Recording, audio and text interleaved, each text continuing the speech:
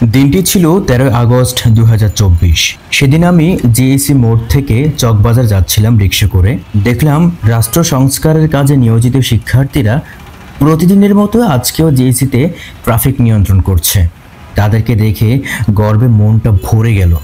ভাবতে লাগলাম, দেশে আজ সুশাসন ও নীতিনৈতিকতার বড়ই অভাব। আইনশৃঙ্খলা পরিস্থিতি ভেঙে পড়েছে।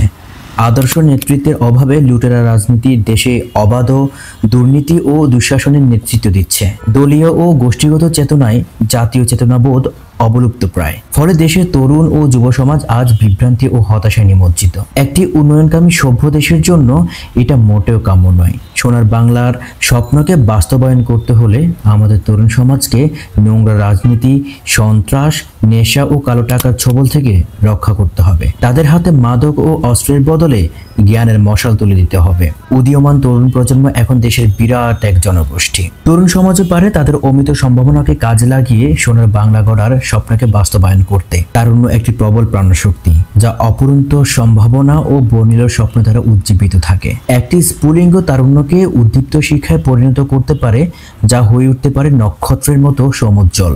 এর জন্য প্রয়োজন একটি স্বপ্নের, যে স্বপ্ন তরুণ সমাজকে একটি সুন্দর সফল জীবনের পথ দেখাবে। প্রতিটি তরুণের এরূপ একটি স্বপ্ন থাকা চাই, উন্নত জীবন ও সমৃদ্ধ দেশ গড়ার স্বপ্ন। তাদের স্বপ্নে, চিন্তা ভাবনায় এবং কাজকর্মের কেন্দ্রবিন্দুতে থাকবে দেশ ও আপামর জনসাধারণের শান্তি, সমৃদ্ধি ও কল্যাণ। এইসব তরুণই হবে জাতির মেরুদণ্ড। এই মেরুদণ্ডকে শক্তিশালী করে গড়ে তোলার কাজে অভিভাবক, সমাজ ও সর্বোপরি রাষ্ট্রকে সর্বোচ্চ অগ্রাধিকার দিতে হবে।